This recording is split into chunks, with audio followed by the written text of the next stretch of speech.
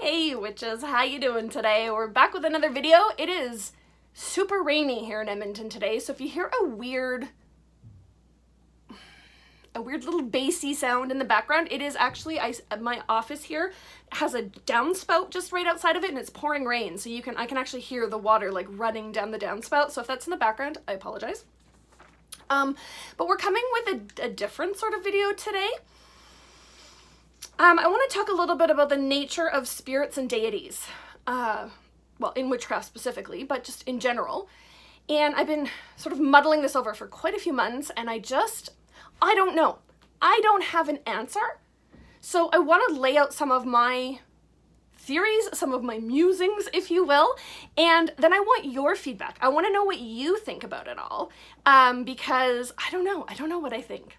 So before we get into it, for those of you who are new around here, welcome to the channel. My name is Taya. We talk about all things witchcraft. And for those of you who are returning viewers, maybe coming in from another video, welcome back. I so appreciate the support. Thank you so much. And all of you, please consider subscribing. It's a really great way to help us build the channel. So, all of my musings and wonderings lately.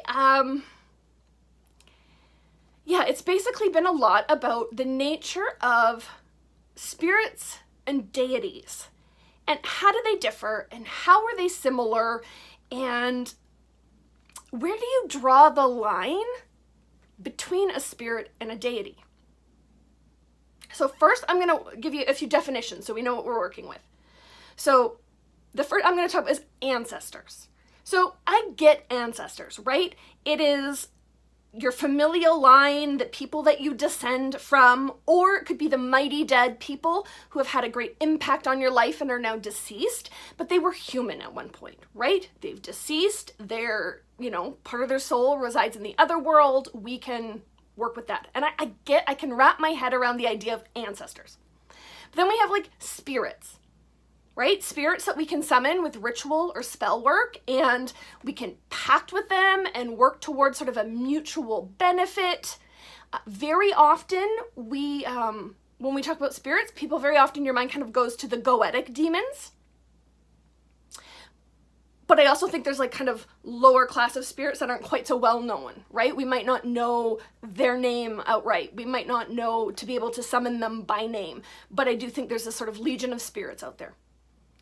And then we have deities, so like gods and goddesses. And they're not necessarily omnipotent or omniscient. I do think that there might be an omnipotent or omniscient sort of, I don't know if it's a being or an energy or like an entity out there. I like to think of it as like the universe. And that's even a higher level than deity. But right, deity is kind of, I think if you look at it from like a Celtic or a Greek Roman mythological point, deity, gods and goddesses are sort of like mighty ancestors who might have once walked the earth, either as a human or as a spirit, but now they were remembered through their great deeds outlined in mythology and the stories that we pass down, either orally or written, but they have that sort of history to them. But then, if we go back to spirits, especially the goetic demons, right? One of the popular theories on the goetic demons is that many of them are gods and goddesses from ancient times that we don't remember anymore. So, I guess that leads me to wonder then, is spirit just a lower level of deity? So it's almost like they're not as remembered. Because I do think our reverence, our remembrance as humans is what enlivens and empowers gods and goddesses. So are gods just more remembered than spirits? So that almost sets it up like a continuum, a spectrum. Right? You've got like ancestors at one end, spirits in the middle, deity at the other end. And, your ancestors, if remembered enough, can become a spirit, and if remembered enough, can become a deity. A spirit can become a deity. A deity can become forgotten and step back down to a spirit. Is that how it works?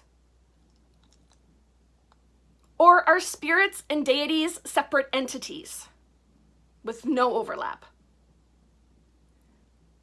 I'm trying to wrap my head around this, but I'm really, and I don't know that there is an answer to this.